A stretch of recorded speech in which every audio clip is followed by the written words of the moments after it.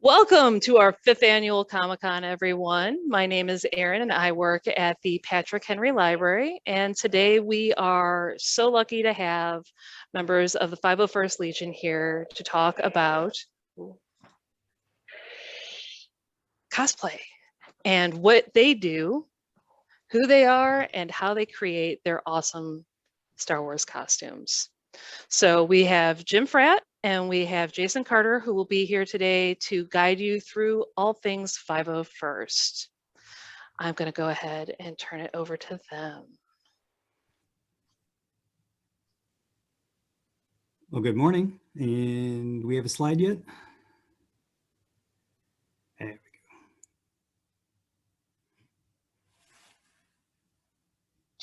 There we go. Well, most of you are probably from Virginia, and Virginia's garrison is Garrison Tyranus for the 501st Legion. We currently have over 300 members, and we'll get going with the introductions here this morning. Go ahead and go next. I'm Jim Fratt Arcangelo. I just go by Jim Fratt for obvious reasons. TK19650. I am a member of Garrison Tyranus, and I'm also one of the regional armorers. Next. Well, here's the 501st. As you can see, we're pretty much everywhere in the world. We're an international, fun-based organization, fan-based organization, sorry, dedicated to the construction and wearing of screen-accurate replica of Imperial Stormtrooper. Yes.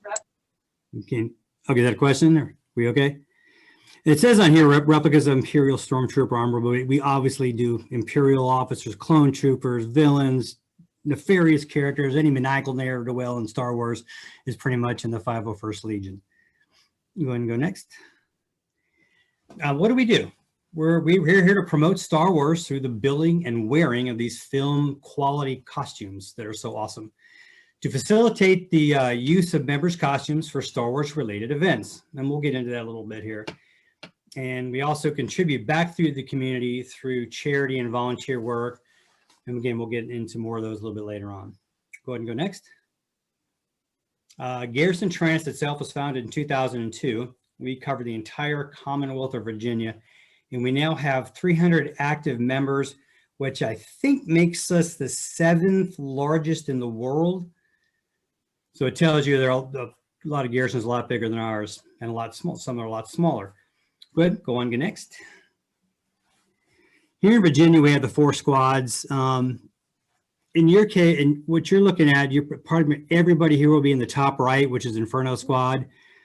On the left-hand side there, we have Serena, which is more the western part of Virginia. And we have Central, which obviously controls the Central. And then we have Siena, which is more the eastern right of the state. But pretty much everybody here is probably going to be interested in Garrison Tyranus. Go ahead and go next. The Legion has 15 detachments. I think it's still 15. Each one focuses on a single costume or subset of costumes. So you'll have one group that likes to do stormtroopers, one that will do the Imperial officers, one that does, the flight crew, one that does, we have called Deezens. It'll be your Sith Lords. You can do pretty much Jawas. They're still part of the 501st.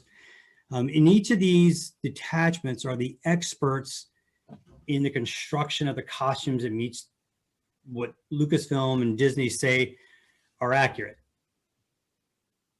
And it doesn't matter where you live. I mean, everybody in the garrison helps contribute to these detachments, and people across the world help. Because we're not always the first ones to build something. It's usually someplace else, and we can learn from their experience. Go on and go next. Now, we do have our friends, the Rebel Legion. We do a lot cross conventions with them and good things. The Galactic Academy, this is for all those who are under the age of 18. In order to be in the 501st, you do need to be 18 years of age or older. So if you're not 18, you can start with the Galactic Academy and start building your costumes early on. And of course, probably the common ones now and most sought after are the Mandalorian mercs, with the introduction of the Mandalorian TV series. But again, they're all online. They're all just like the 501st. We're all one big happy family. We do a lot of cross-referencing together. In community events, I mean, this is probably my favorite one that we do, which is Air and Scare at the Air and Space Museum out in Chantilly, Virginia. It's our biggest event that Garrison Tyranus holds, and it's probably the most popular. Go ahead next. And obviously we do library. You mentioned, here we have one in Blacksburg, Virginia. Small one's going on. We have a Darth Revan, Clone Trooper, Vader, and of course the Jawa. Go ahead next. Charity walks. We've done lots of these over the years. We also will do parades and charity walks. Go ahead next. Sporting events. We've done a lot of national sporting events, local sporting events. Even I've done one where we were doing another charity event, and it just so happened next door to that was a ball field, and they actually came over and asked us to come out for the national anthem. So it can be just random events as well. Next. Parades. This is also one of the, it's hard, but it's one of the favorites, especially if you get to do a Christmas parade. They're wonderful. People are great. We'll throw out candy, or even we'll make Star Wars ornaments to give out to kids. Go on next.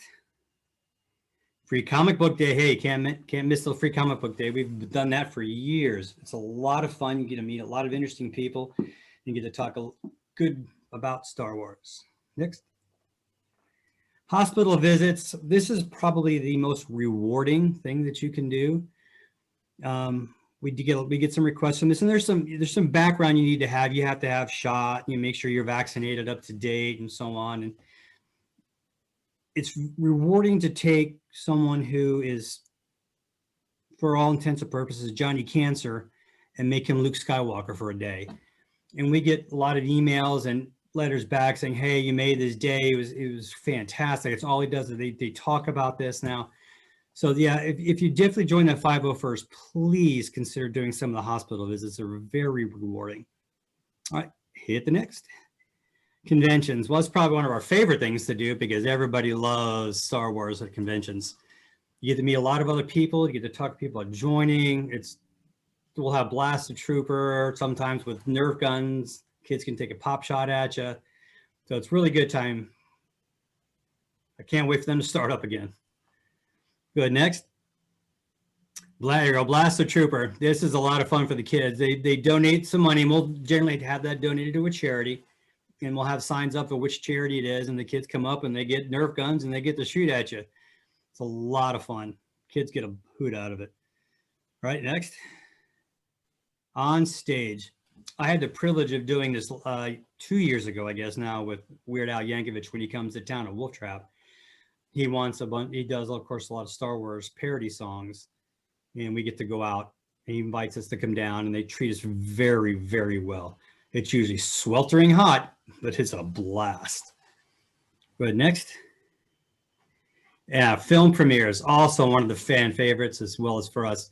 Going out to a theater and standing there, being the characters they're getting ready to go watch and see on screen live, really makes the experience come alive for them as well as us. It's very rewarding and a lot of fun, and it's an honor to be able to do stuff like that. Go ahead, next. And friendships. This is fantastic. I've met so many people. Most of my really good friends that I have now are all from the 501st, Rebel Legion, or Mandalorian.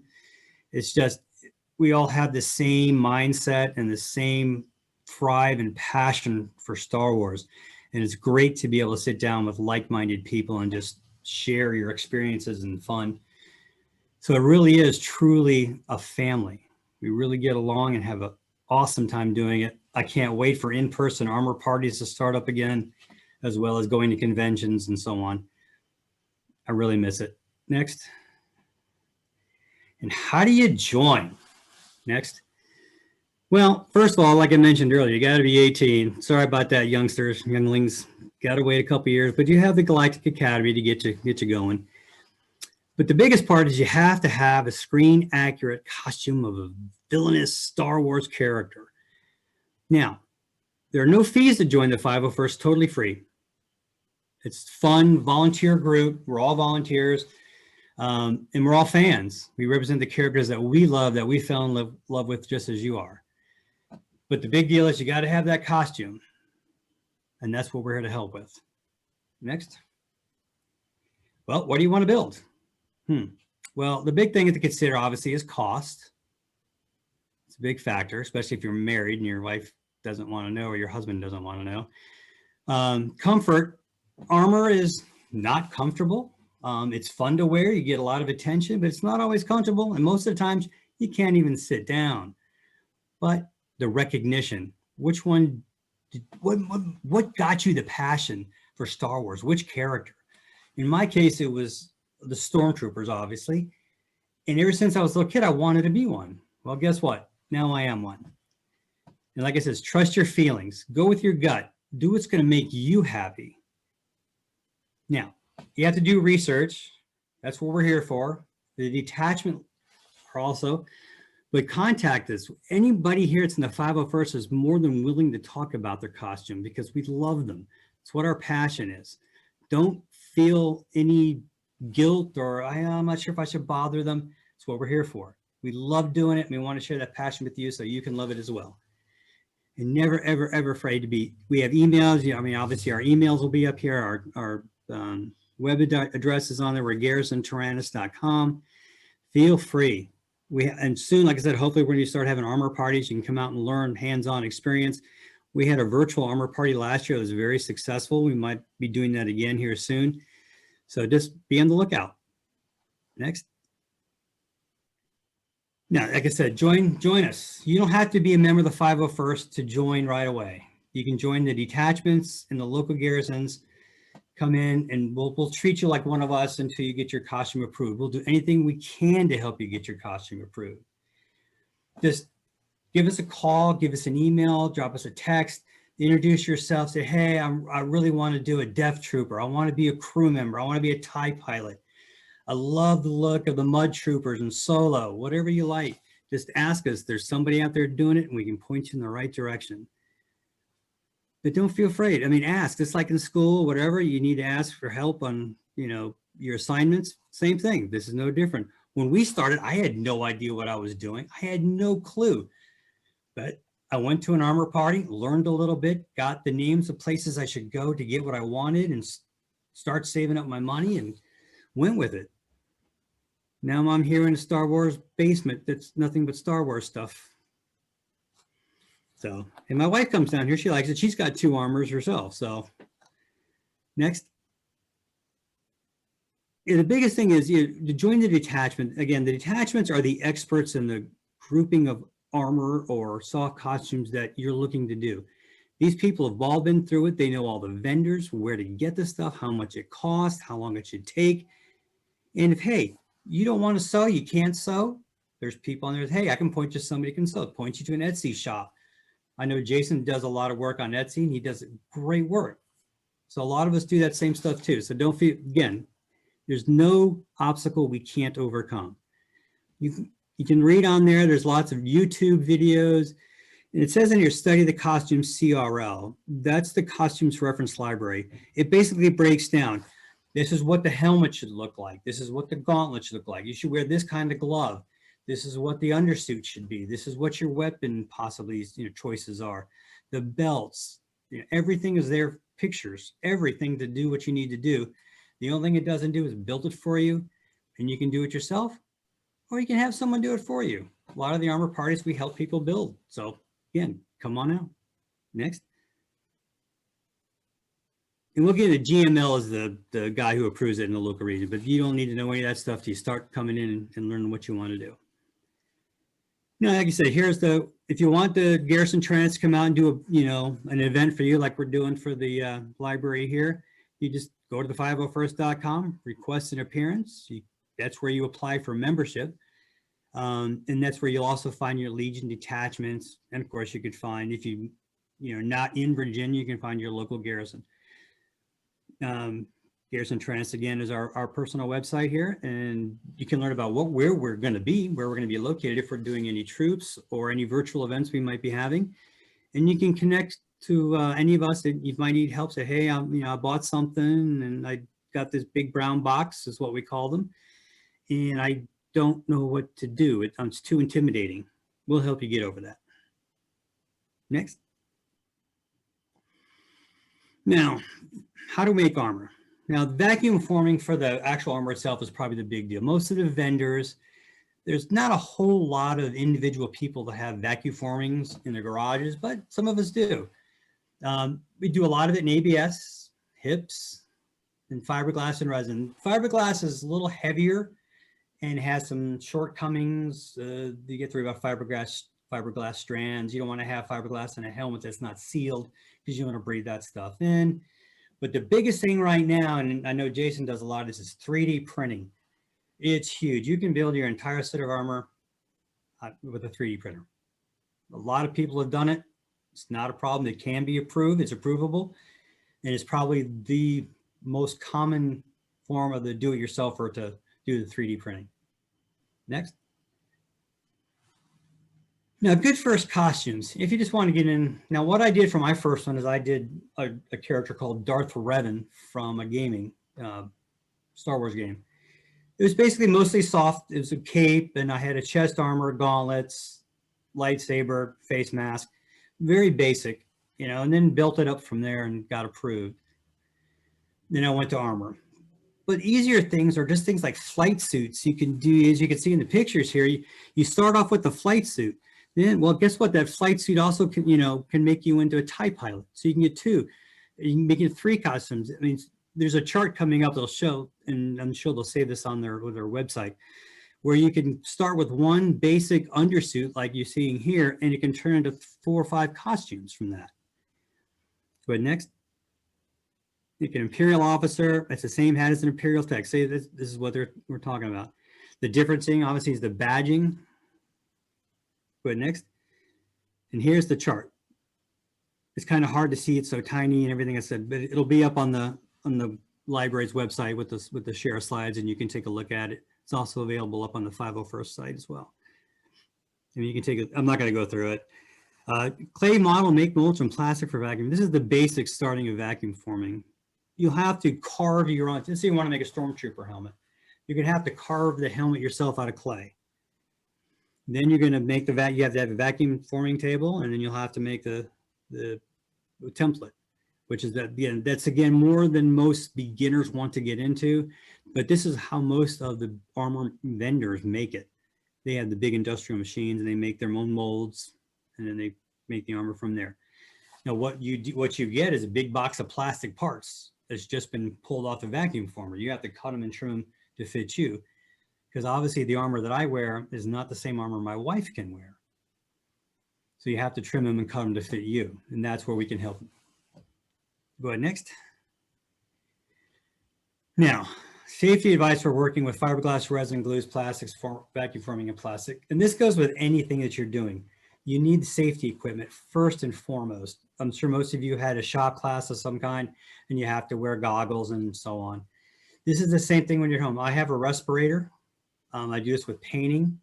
I do this when I'm working with a lot of the what we'll call super glues, because these things can be hazardous to your health, obviously. You can't stay well enough about the work in a well-ventilated area. I have a big, huge industrial filter in my workshop, and it's barely enough to handle what I do. So make sure if you're going to be doing stuff, you're either going to do it outside, maybe in a garage or in the backyard somewhere, and you're not going to bother your neighbors, because the stuff it gets very nasty when you're doing some of this stuff. But for the most part, again, respirator, goggles, gloves are all a must. Next. Armor basics. Well, this is where we have normally Stogie would step in, but unfortunately he didn't have any power to his home today, so I'll kick in for him. He's Garrison armor for Tyranus as well. Let's go on to the next. Again, as I said, body type, comfort, which trooper class is more competent, what is approved for the Legion, complexity and cost. Well, there are a lot of things that this just, the body type, like I said, I've built armor for my wife and myself. One of them was from the basic same kit. Hers happened to be a black set of armor. Mine was a regular Stormtrooper. And obviously it had to be cut down and cut to fit. The first couple times you wear your armor, you're going to find out where it's going to pinch you, what hurts. What doesn't fit right? What doesn't feel right? Does my shoulder not look good? So then it's a never ending process to fit the armor to you. And then over the years, my body's changed since I've had my armor. I've had to take it out a little bit. I've had to take it in a little bit. So don't feel bad. It's not a one-time thing. You will always have to be constantly adjusting and fixing your armor. And you learn that as you go. And which trooper class, what do you want to do? Do you want to be a snow trooper? What's going to fit you? What makes you happy? And then, oh, wait a minute, is it actually an approvable armor? There are some out there that aren't yet approved. And there's some odd ones that vendors sell that they say it's Stormtrooper armor, but it's not. We bought a set of Stormtrooper armor for my wife that was female armor, but it wasn't even approvable because it was just somebody made it up and made it look really close. And there, of course, there are a lot of armorers out there now that make kits for specifically for women and for children. And they'll be, looks just like a normal Stormtrooper, but the thighs are a little bit smaller, the chest plate might be a little bit smaller, but it's proportionally correct and it's approvable. Now the complexity. All armor is complex. There's no way around it. You start with an undersuit. Then you have to have webbing that holds the armor on. Then you have the armor itself. And how do you get in and out of the armor? You have to make it such so it's possible for you to physically get it on and off yourself. The biggest thing is cost. I'm not going to go into how much it costs or how little it costs because that's kind of up to you. You can 3D print at a very minimal cost, and you can go out to have fully built suits of armor from certain vendors that are already done, lined, and ready to go. And those, you know, you might as well buy a new BMW when you're going that route. But anyways, let's go on to the next one. Now, getting armor. This is it. You can see all the different detachment logos here, some of them. Get onto the 501st, get onto the detachments. We don't sell this stuff directly. Once you're a member, other members will sell armor or, you know, sell a piece of an armor, or, you know, doing stuff like that. But we don't make it ourselves and we don't sell it directly for the 501st. Now, the consult, go through, there's hundreds and hundreds and hundreds of people going through the same thing you're going through. And it's all being posted in the detachments. Here's my build. Watch me go through my build. Here's what I did. Here's what I failed at. Here's what I excelled at. So just, again, go online. It's your friend. The thing here, it says avoid eBay unless you know what you're looking for. And this is true not only for armor, but for all the little blasters and things like that. A lot of stuff you see on there are a lot of unscrupulous people selling junk. But there are some people selling great stuff. But you go to the detachments to find out who is who and what's what. Just don't waste your money. Please consult before you buy. Everybody in the 501st is bought from a vendor somewhere. All these vendors that are listed, somewhere somebody knows about them, has dealt with them directly, and can give you hands-on experience of dealing with these people. All right, go ahead, next. Now, this is the big brown box we're talking about. And that's what you get in a box. This looks to be a Novos kit because the helmet is already built. I have one of the first of Novos kits. It's going back 6 years now, and it's still surviving. So it was a fun process. Again, I did the same thing the slides just went through. I researched. I went on the 501st.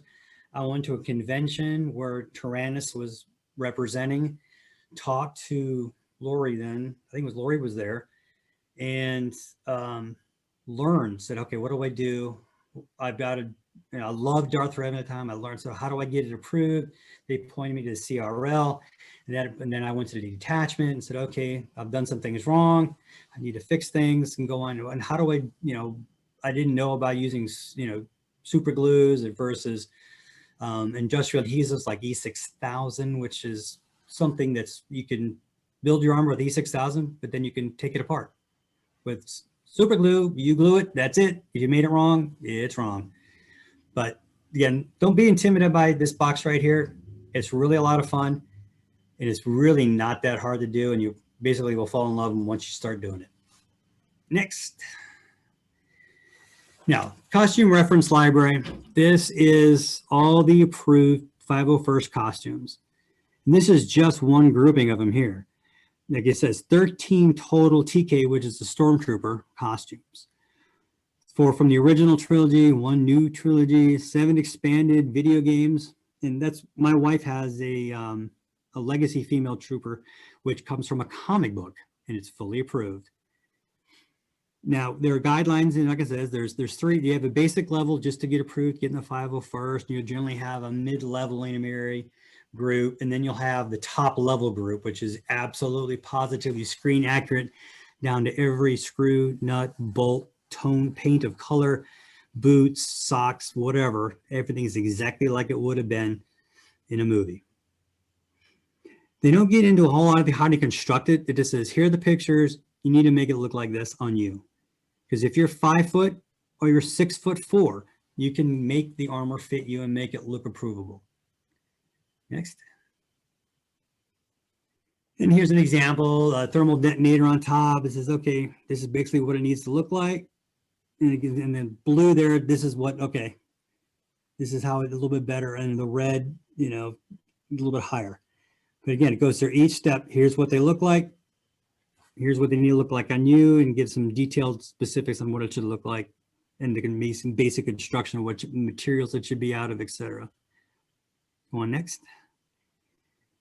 Here, just give an example of a normal. This is a stunt trooper from A New Hope. And again, each of the pieces just outlining which references which. Go ahead next. Now, trimming and fitting. This is always, this to me, I don't know, but for some reason, it's a very rewarding experience. One of those satisfying things you see on Instagram. For me, this is all often very satisfying to do this.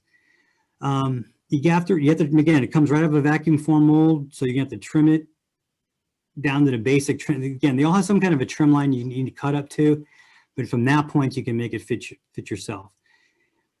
Here he has Lexan Scissors, which are basically easy for plastics, and an X-Acto knife. But again, the X-Acto knife, the first time out on armor, it's very hard to do, and it's kind of dangerous to have a blade exposed like that, and your hands are going to be really close to it as well as your face. So just, yeah, X-Acto knife's probably not for a beginner.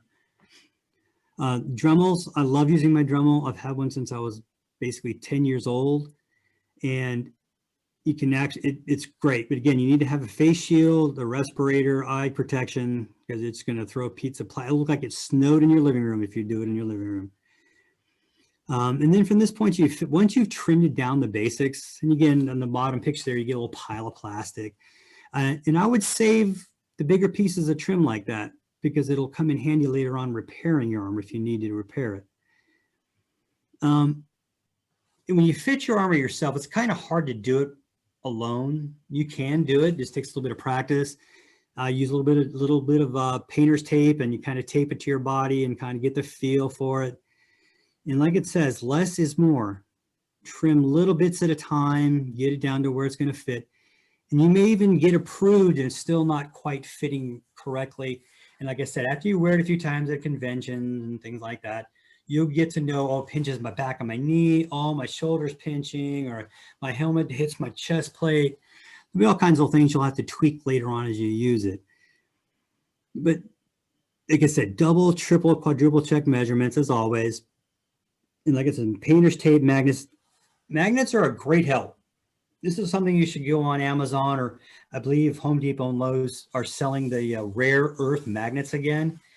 But there are a lot of places you can't really reach, like to hold them together. You can use clamps, like when you're clamping a gauntlet together.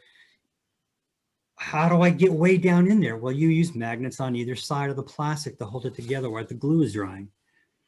Again, these are things you all learn from armor parties and going through all the notes and blogs of people who have built their armor. And then, like I said, constantly check your virtual reference in the CRL. And I've been building something and it changed halfway through. So I had to go back and make some changes before I could get it approved, because they changed the CRL. Because it's a work in progress. It's continual improvement, trying to get things more and more accurate as we find more reference pictures or somebody comes up with something.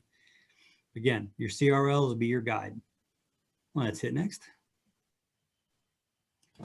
Here's the use of the magnets. See what I was talking about? You put magnets on either side and you use regular clamps to hold the ends. This is a staple. This is a must. If you're building armor, you have to have magnets. You have to have clamps.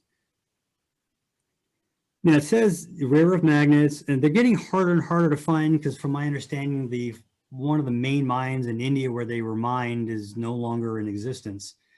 So it's getting a little harder to find good quality magnets, but Amazon, again, you can get them. They're pretty good.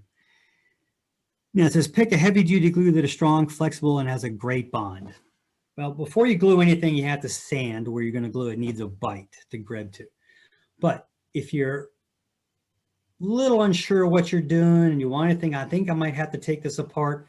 Use something like E6000, available at Michael's, Walmart, anywhere you can get adhesives. A little gray tube. It's great stuff. It takes 24 hours to dry, but again, with little care and little effort, you can actually get it apart, pull your pieces apart again. If you decide, no, I'm an expert, Jim, I know what I'm doing, I'm accurate, I'm anal retentive, I can get this done, and you want to use super glue, go through the forms because there are some glues that can make the armor brittle. So you want to stick with something that's made for ABS, if that's the ABS you're doing, or if you 3D printed your armor, use whatever's appropriate for the type of material you're using. Some people like Gorilla Glue, some people like B&S. I think it's Bob Smith on eBay and Amazon. That's my choice. But again, it's a personal choice. Again, read through the blogs, find what people are liking. Again, if you bought a kit, ask the maker what do they recommend using for the type of material you have. And again, if you have any questions, always ask us. Pretty much everybody will give you an answer. All right, let's hit next. No, it snaps. Yep. How do you think this armor is held on your body? Snaps, webbing, more snaps. And when you're done with the snaps, there's sure another snap somewhere. But again, this gives a basic outline of what you do. You take a little piece of the plastic. And what a lot of people will do is you can go up to Lowe's, Home Depot, and get yard signs. And they're made out of plastic. And you can use those for these as well. Some people will just buy a sheet of plastic from Amazon or something. But if you're quick and easy, you just want to go, you can go up to any of the hardware stores and just get a yard sign, for sale sign kind of thing, and cut them up. And you'll have to have these Rivet Tools. Again, it's one of the more tools you need. You're starting with the Dremel, your goggles, your glasses, your scissors. Now you're getting into Rivet Tools. And you can see you'll make hundreds of these things. You'll get sick to death of doing them. But basically, you glue these to the armor, and then you'll have stitch one to the, you'll have webbing that you use, nylon webbing or elastic to fit the armor on. Again, every armor is a little bit different. They're showing here making one at the bottom, on the right-hand side, the clamping's holding in place what they're gluing the one in the pads to the left to the armor. And one thing, even if you're using, I mentioned this before with the E6000, every glue, no matter what you use, takes 24 hours to cure. Super glues adhere quickly, but they're really, truly not gassed off and secure for at least 24 hours. So keep that in mind. You don't want to be doing the snaps and then try to throw your armor on immediately thereafter. You know, you super glued it, give it a day. Give it a day so you don't break what you just did. All right, next.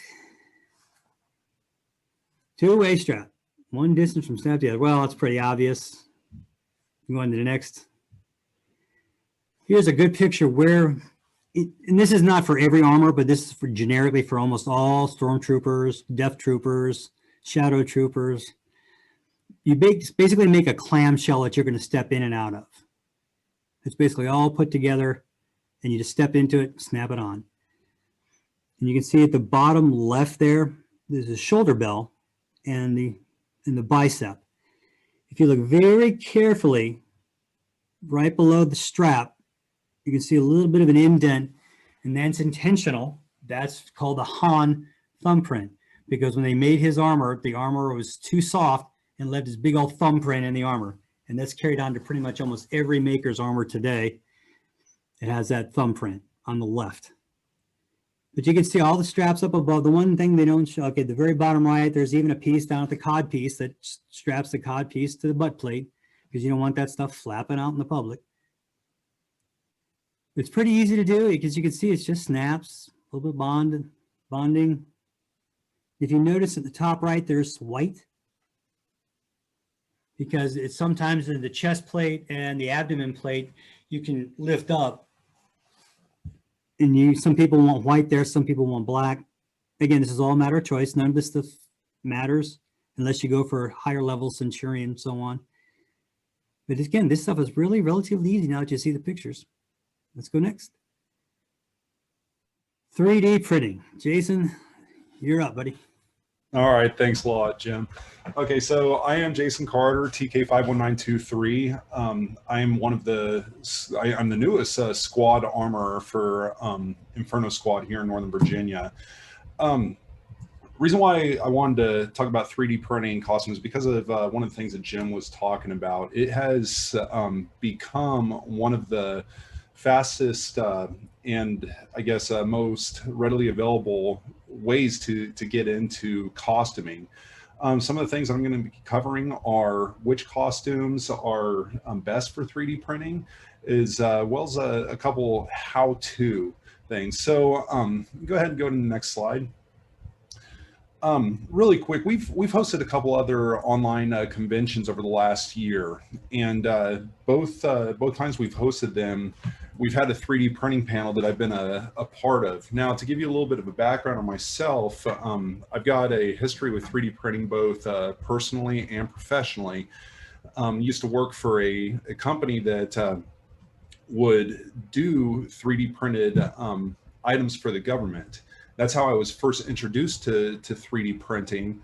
But I got into the hobby, I think around the same time as a lot of people, right when the pandemic started and people were just kind of looking, oh, what do I do? I mean, I'm working from home or I'm at home and gosh, I mean, I'm getting kind of bored. Well, hey, I can let that 3D printer kind of run behind me while I'm doing my work and see what we can do. 2 years ago, my family went down to Disney World.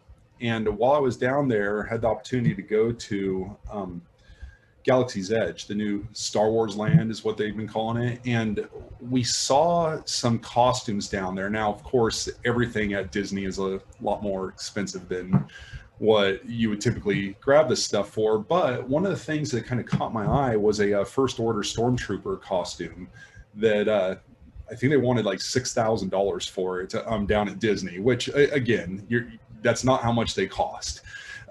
But when we saw that, I had already known about the 501st and it was something that I had wanted to get into, but I was just thinking, my goodness, like I'll never be able to afford one of these costumes. And this is before I really started doing a lot of research.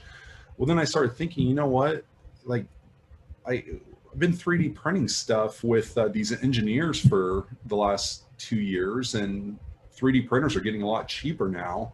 Why don't I just get a 3D printer and find out if I can actually get approved? And that's how my little journey started. So common questions that we've been asked in these panels over the last couple iterations are, first of all, is it possible to get a 3D printed costume approved by the 501st Legion? Which printer should I use? Which costumes are best for 3D printing? Where should I buy my files? How much does this cost? And how do I finish my prints? Next slide. Okay, so is it possible to get a 3D printed costume approved by the 501st Legion? This was my first question I asked when I introduced myself to the Garrison a year ago. And the short answer is yes, it is. Right here on this slide, I've put two examples of 3D printed approved costumes. Now, the one on the left, this is kind of interesting. That's made by a guy named Aaron. He owns one of the shops out there that makes a lot of clone costumes. And he put that costume together and was actually asked to be the model for the CRL, the CRLs that we've been talking about. So that's his Coruscant Guard clone trooper costume. It's a derivative of his regular Phase 2 clone trooper. but he just added a couple other accessories, went through the process, and actually became the first Coruscant Guard clone trooper approved by the 501st. The guy on the right, that's a man by the name of Paul Prentice. He's out in the UK. He has made by far the most screen accurate shore trooper costume out there. And a little later, I'm going to show you a couple of other examples, because you can go either one of these directions, or there's even people that make 3D print files that are free. These right here are two of the best examples of what it looks like when somebody does their costume right. So the answer is yes, you can get approved with a 3D printed costume. Now, what kind of costumes are, I guess you'd say, the easiest to get approved, or design, like the 3D print files are designed around getting things approved? I'm gonna let you know, I went the hard way. I saw a stormtrooper, I wanted to be a stormtrooper. And I started reaching out to people, hey, is it possible to get a stormtrooper approved? And immediately red flags started going up. People are like, just wave off, Jason. Don't even think about it. Don't try to 3D print a stormtrooper costume. But one of the things that Jim talked about in the slides was research, research, research. That's immediately what I started doing, because I think I might have got a little stubborn, a little hard-headed, and I'd always wanted to be a stormtrooper. Jim also talked about that. What character attracted you to Star Wars? And for me, it was the stormtroopers and the scout troopers. I grew up at the very top of Northern California, out in the Redwoods, where they filmed the Battle of Endor. So as a child, we were always told, oh, that's Endor right outside your window, and all that stuff. It's like, oh my gosh, that's so cool. And when I started seeing the stormtroopers and the scout troopers and all that stuff on Return of the Jedi, I was like, I need to be one of those. I need to get that stuff. So I kept doing it. The problem with trying to get a stormtrooper 3D printed is there's a lot of things inside the stormtrooper costume that are just what we call asymmetrical, kind of like Han's thumbprint on the bicep armor. It's not supposed to be there, but it is there. So it's supposed to be there. There were happy little accidents that happened when the costume designers were making these costumes, and it's become canon. It's become part of what we do. So we have to replicate that with stormtroopers and with 3D printing. 3D printing is there to make stuff straight, crisp, symmetrical, good lines. People kept on saying, don't try to do a stormtrooper. And then we discover, well, wait a second, the Rogue One stormtrooper kind of fixed all those issues. There are a couple little things that are asymmetrical that were put there intentionally by the costume designers to pay homage to the original costumes. So that's the direction I went. But the best ones to start looking at if you are thinking about 3D printing are clone troopers, Mandalorians, shore troopers, and death troopers even, which is funny because the death trooper is a very complex costume, but even the CRL model for the death trooper is a 3D print. But Mandalorians, if you look over my shoulder, you can see my Mandalorian helmet there, 3D printed, ton of people making totally accurate 3D printed Mandalorian costumes. Next slide. Okay, which printer should I use? I've given you some pictures of my little workspace in my basement. Now, I do keep everything in my basement because 3D printers are loud. And then I've got a picture of my resin printers over there on the right-hand side. Resin printers are stinky. So you want to keep them away from people that are going to be like, oh my gosh, what's that smell? Like my wife always, like, she'll come down in the basement and be like, why do I smell plastic? It's like, well, I'm making stuff with a 3D printer, so that's plastic. And then this resin is just like, oh my gosh. But keep them in a well-ventilated area or away from people. And with the 3D printers, you need to keep them in a climate-controlled area, because even fluctuations of wind and all that stuff will really mess up your prints. But which printer should I use? Those two right there on the left-hand side, those are CR10 series printers. One of them is the Max, one of them is the CR10S. CR10s are made by a couple different designers, but those two right there are made by the top designer of the CR10. The reason why I chose those is because, first of all, the one on the right, the one with the yellow stripes on it, is it's actually considered a large printer, but it looks like a baby sitting next to my Max. That thing has got a 300 by 300 by 400 print surface, and those are all millimeters. So 300 by 300 square, and then 400 millimeters tall.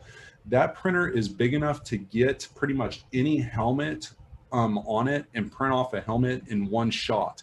Most of these helmets that are sitting behind me, with the exception of the iCat driver sitting on top, were printed in one shot. Basically, I put the file out there, I situated everything on the print surface, hit print, and 2.5 days later, I had a helmet sitting there. The CR10 Max, the one that's on left, the black one, that has got an extremely large print surface. I think it's a 450 by 450 by 500. So with that thing, what was pretty cool is this armor right here. This is my iCat driver armor. That chest piece that you're looking at right now, printed off in one solid piece. I didn't have to stop it. I didn't have to break it up into little sections. I just hit print and just let it go. So those are my preferred printers, but I have seen people print off full sets of armor. That Paul Prentice file that I showed you earlier, the Shore Trooper, I've talked to many people that have printed off that entire set of armor on an Ender 3 or a Prusa Mini, which have got like a 200 by 200 print surfaces. The cool thing about 3D printed armor is you can break it up into little tiny pieces, and then, like Jim was saying, use that glue to piece it all together. The problem with 3D printing is you got a lot of sanding to do. And I'll get a little bit into that later, but anywhere you put glue, I think Jim did allude to this, you're gonna have to sand it down. And if you're breaking down your files into little tiny pieces and gluing it all up, that's a lot of sanding that you're gonna be doing. So typically when we're talking about 3D printers, we wanna say larger is often better, but a lot of those smaller printers, you can print in much finer detail. So sometimes that's not true, but you're gonna be sanding regardless. So for me, I like to get the objects on the print bed and just pump them out as fast as I can and just start sanding. Next slide, please. Okay, so how do I get a file for 3D printing? Okay, again, going back to the research philosophy. This was one of my major hiccups. Is I'm like, okay, well, I'm hard-headed. I want to do a stormtrooper, and people are like, dude, you're not going to find stormtroopers out there that are accurate. So I just started searching. I think we already mentioned a couple places. eBay is really not a place where you're going to go get 3D files, but the Etsy shops, the CG Trader, I mean, just different shops that are out there. There's free things like Thingiverse, where you can just get these files, and we don't necessarily stick to one source, because a lot of the places that you'll find files, and this is actually where the majority of the files are coming from, are people on Facebook. When you're doing your research, people will chime up from the detachments and be like, hey, if you want to 3D print something great, hit this guy up on Facebook and he'll tell you how to get his files. And then again, you just start doing your research. My research took me to a couple different locations. First of all, I landed on the FISD, that's the First Imperial Stormtrooper Detachment forum, because I wanted to be a stormtrooper. So the people on the FISD started saying, well, hey, these people have good 3D print files. Maybe you should hit them up and find out. Or this person's got a great 3D print helmet that a lot of us are using for the Rogue One Stormtrooper. If you talk to him, maybe he'll be able to point you in the direction of finding some armor. Okay, and that's exactly what I did. That's how I started going down that little rabbit hole there. I think I did probably about 2 months of research before I ever hit print on my printer. Again, research.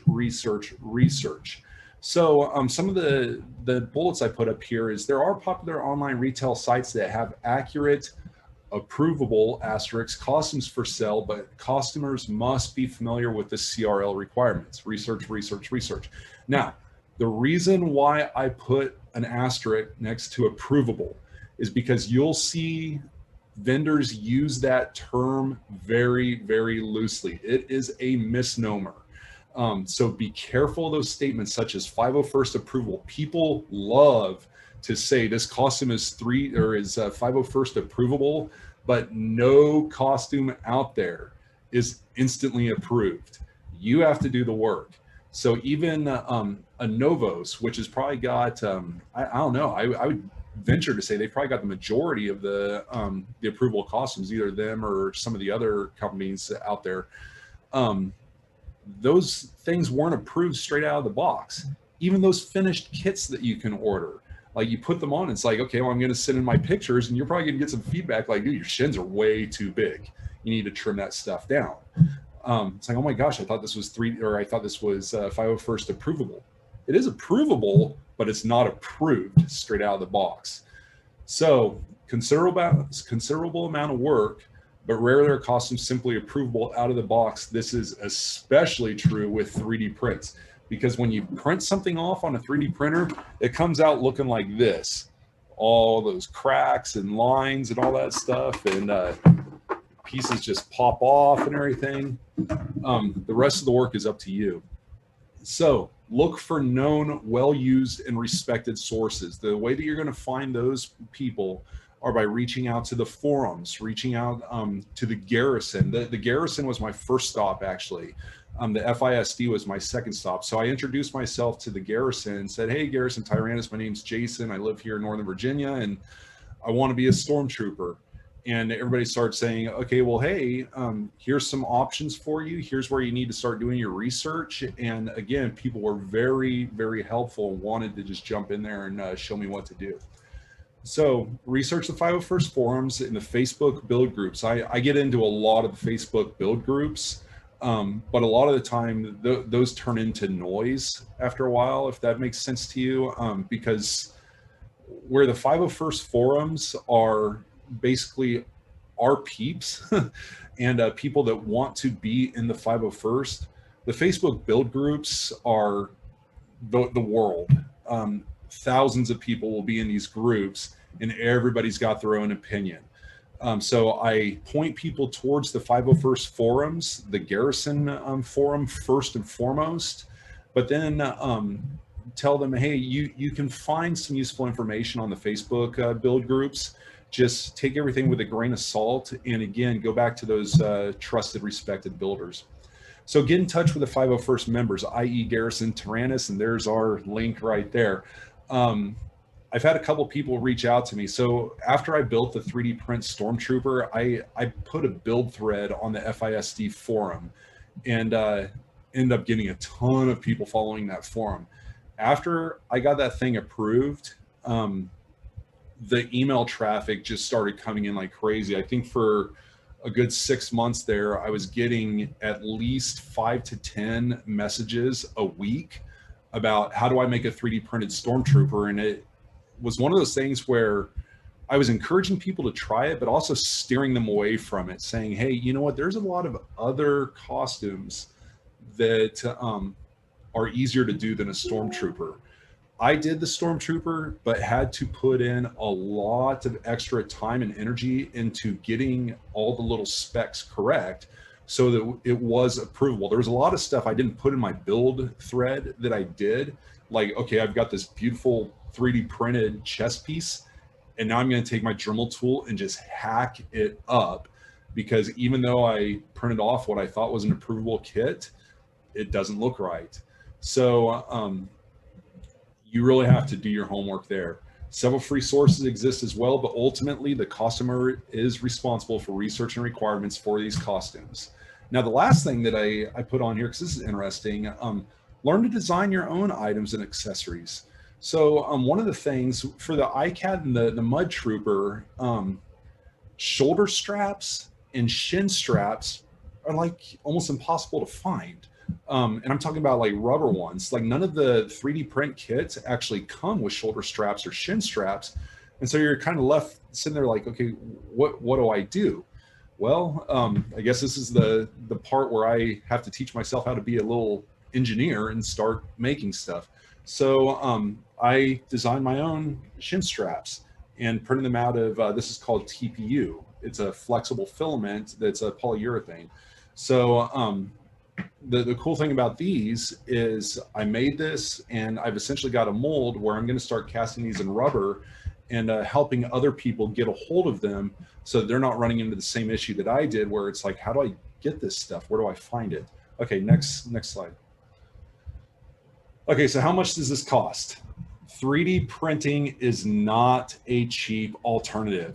I told you when I went down to Galaxy's Edge, they had a Stormtrooper costume for $6,000. Again, don't get hung up on $6,000. That's not how much Stormtrooper costumes cost.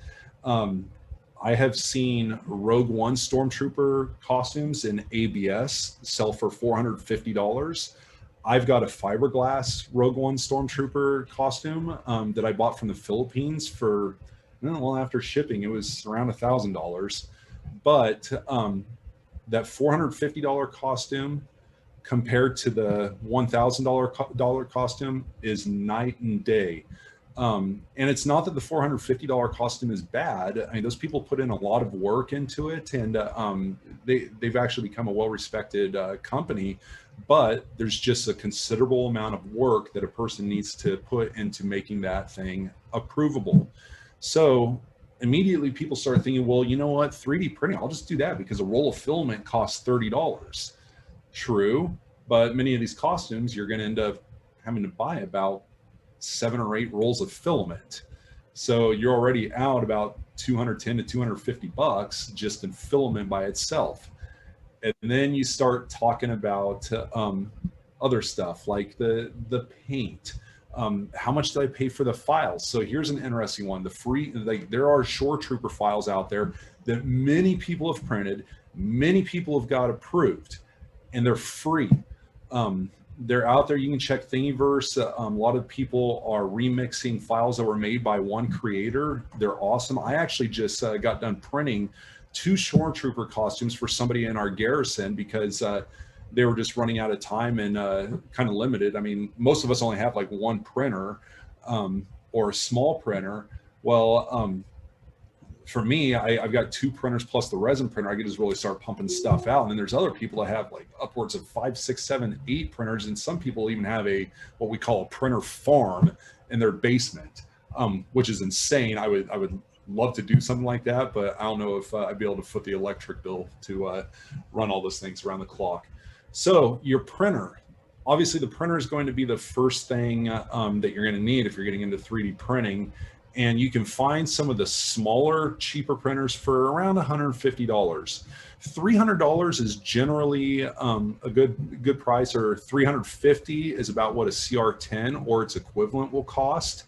But you can go upwards of over $1,000 for a CR10 Max or even some resin printers.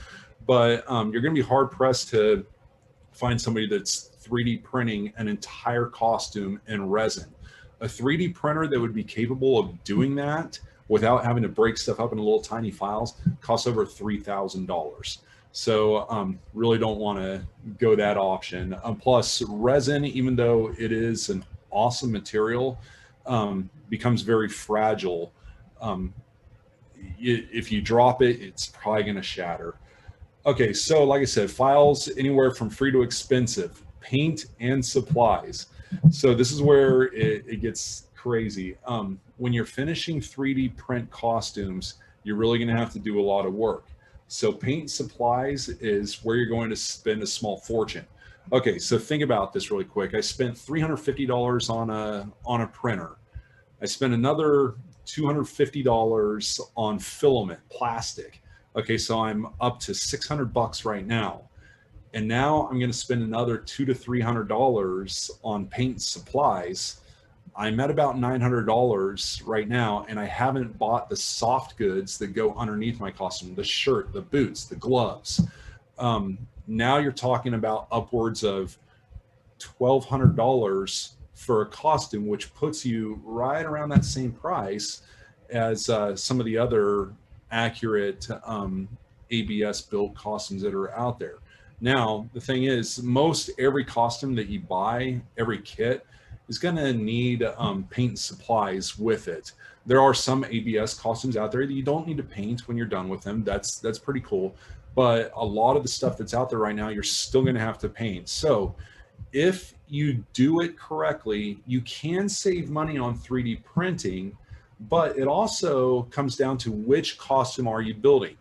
Doing a full set of armor, like basically a clone trooper or the stormtrooper or something that is armor from head to toe, that's going to be more expensive than something that like a shore trooper that has armor for the helmet, shoulders, biceps, forearms, chest, and then some stuff around your shins. But when the majority or a lot of the costume is soft parts, it gets a lot cheaper unless you're really going out of your way to spend a lot of money on those soft parts.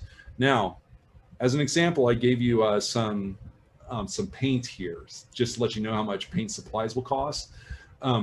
You're gonna have to get your fillers, your primers, and all that stuff. But for the ICAT costume, one alternative is to use camouflage paint from Home Depot, which costs about $4 a can.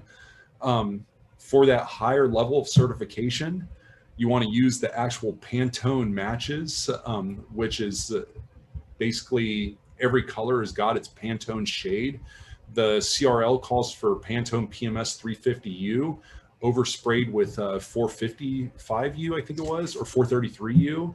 Each one of those costs $11 a can, or actually it's $12 a can, plus they have to mix the paint for you, which costs $25 per color.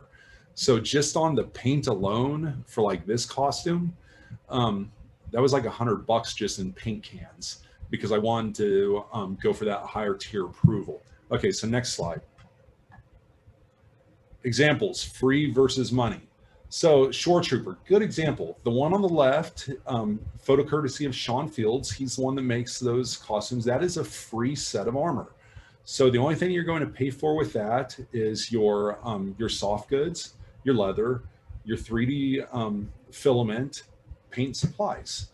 The one on the right, Paul Prentice, his is by far the most accurate Shore Trooper out there. We don't know how he did it, but somehow he, no kidding, got his hands on the costumes and replicated everything he could without infringing on any kind of licensing. His are by far the most accurate, but in order to get his files, you're going to be paying a $200 donation to a charitable organization. So with the Shore Troopers, this is why I kind of steer people towards Shore Troopers when they're trying to think about 3D printing costumes. Free, dang good, lots of approved costumes. The one that got paid for, casual observer isn't going to be able to tell a difference, but it's there. They're great. They're both great costumes. But here we go. First Order Stormtrooper. Can anybody guess which one of those is free? Yeah, probably the one on the left. So that is a Thingiverse file. You can download that bad boy for free, and I call that Dirtface Stormtrooper. I almost felt like printing it just for fun, but I didn't want to spend $30 on filament. The one on the right, yes, that is a 3D print, but Lucasfilm commissioned that company, 3D Systems, to 3D print I think it was 200 First Order Stormtroopers for the release of, I think it was episode 7. But regardless, that company was commissioned by Lucasfilm. Lucasfilm basically said, hey, here's every reference you need, replicate what we did for the movie, and then send these out to all the theaters for the premiere. And that's exactly what they did. But again, you can see the difference between a free costume and one that some considerable amount of time and money went into. There are First Order Stormtrooper costumes out there that you can 3D print, but a lot of people are really working out the bugs on it because it's a pretty complex costume. Next slide. Okay, so how do I finish my prints? Here is a great example. This is my Mandalorian helmet before and after. So as you can see here on the left, I've got that thing was straight off the print bed. I printed it in a filament that's called PLA Plus. This is back when I was printing everything off with PLA, which is the easiest, fastest way to print. It's one of the cheaper filaments. I've since moved on to other types of filaments that are not as fragile as that stuff, but you look right there, you can see all the jagged lines, the rough surfaces, the textures. I was printing that thing at like 180 millimeters per second, which is ludicrous speed for a 3D printer. But so it had a lot of imperfections. Again, my philosophy is get it off the print bed as fast as possible so that you can start sanding. The reason why it goes from black filament to green filament is because I actually had a print error when I was printing with black. Got up to the top of where that black stops, and my printer shifted, I think cold draft or something, and I got this horrible line. I just stopped the print altogether and said, okay, let's put some green filament on here, because that's just what I had at the time, and just finish this thing off. I didn't know if there were, like, maybe there was some moisture in the filament or something like that. Also, those earpieces I printed off separately, so that's why they're black. But you can see 3D printing is susceptible to a couple of those weird factors. But there's the end result on the right. That thing is beautiful, and it was painted with a special kind of paint called a all-clad, which a lot of us have been using. The actual paint that was used for the movie was something called a Lumiluster, which is very expensive. So when you're talking about 8 ounces for $30 versus 8 ounces for I think like $150, yeah, it's easy to make that choice when they're both approvable finishes. Next slide.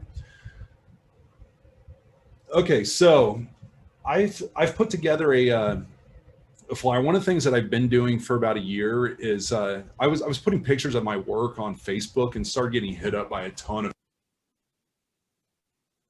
can you 3D print me a helmet and all that stuff. I don't 3D print full costumes for people, with the exception of like a couple people I'll help out, mostly Garrison members or somebody that's just trying to get into costuming. Typically what I say is, hey, you pay for the filament and you can use my printer. It's called proxy printing.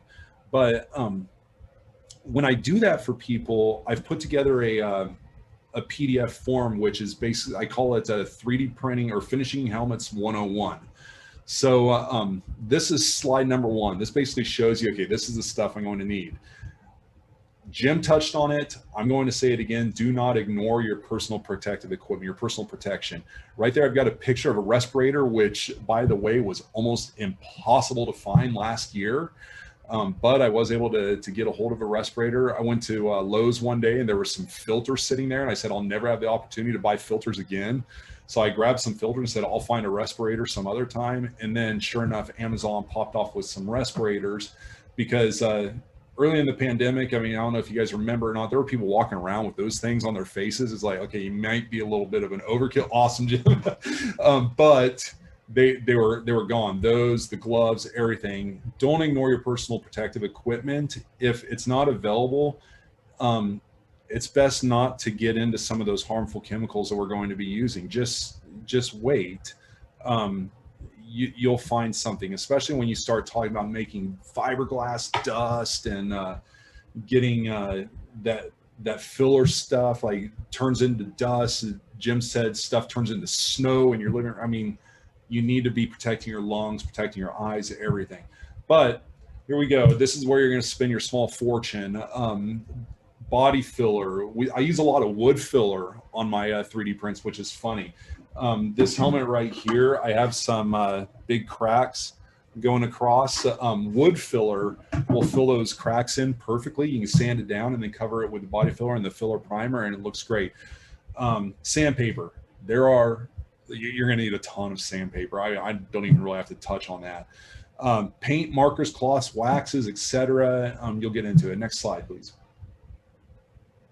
So how do I finish my prints? Continue. Okay, so 2 different types of printers out there. There's the FDM printers, which are your traditional plastic printers. Those are the big spools of plastic that just print stuff from the bottom up, just keep going. And then there's your resin printers.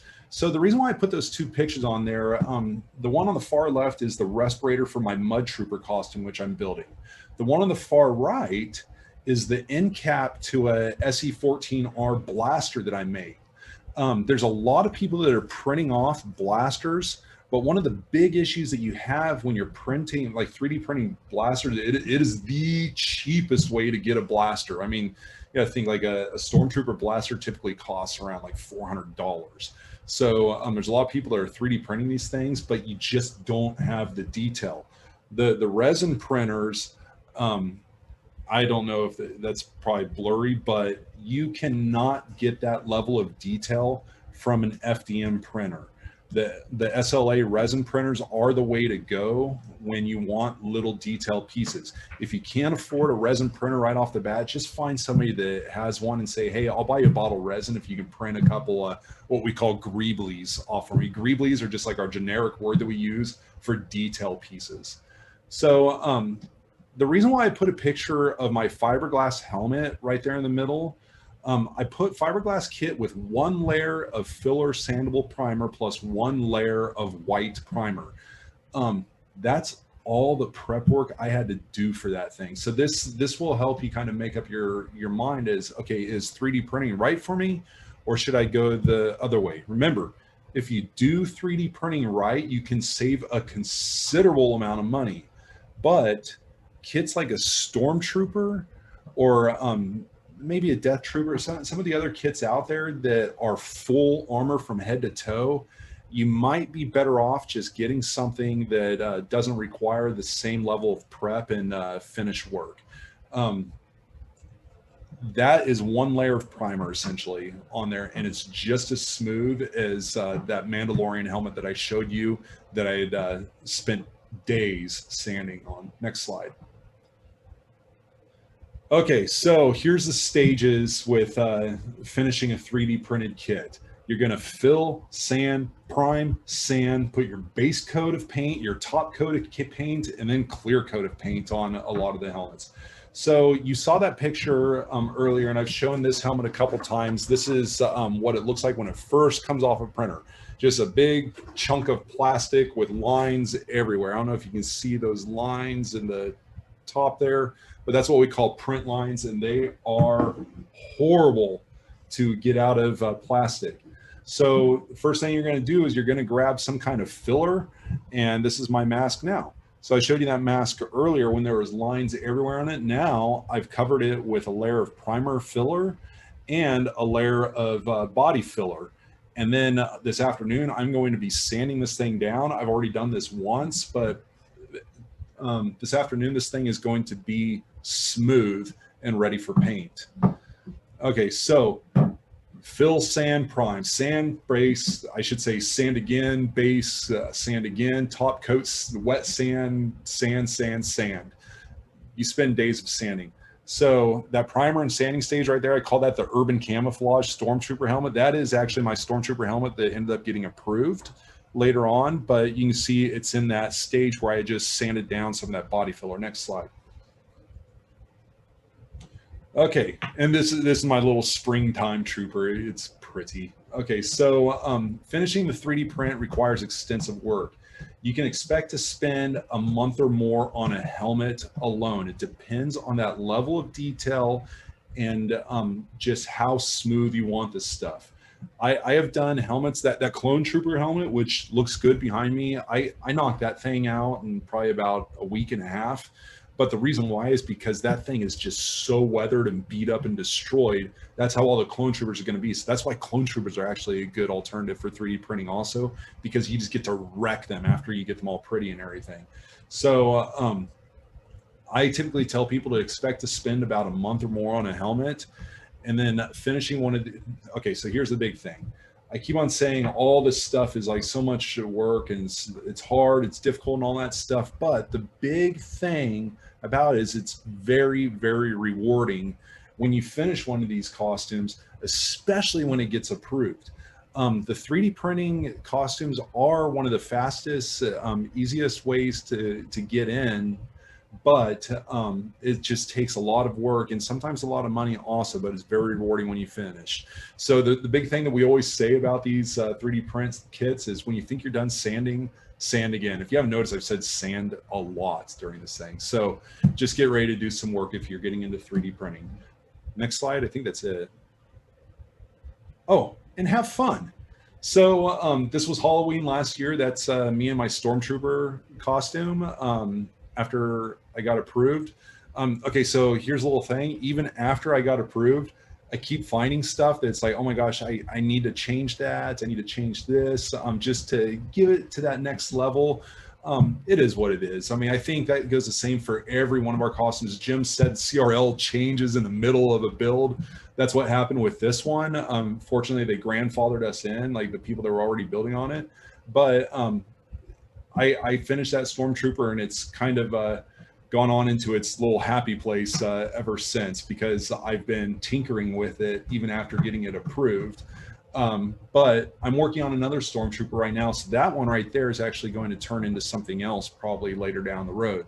And then that's the Mandalorian costume that I made that my wife decided she wanted to rock for Halloween last year. First thing we did was went to Target and went shopping, which was a blast. People were taking pictures of us in Target and all that stuff. Just had a fun time. But that's the big takeaway from this stuff is have fun. Thank you.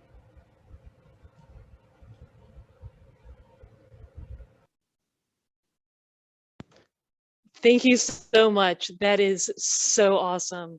I have learned so much. I am almost ready to make a Stormtrooper outfit. Maybe. All right. So thank you to everyone who is here right now. Does anyone have any questions?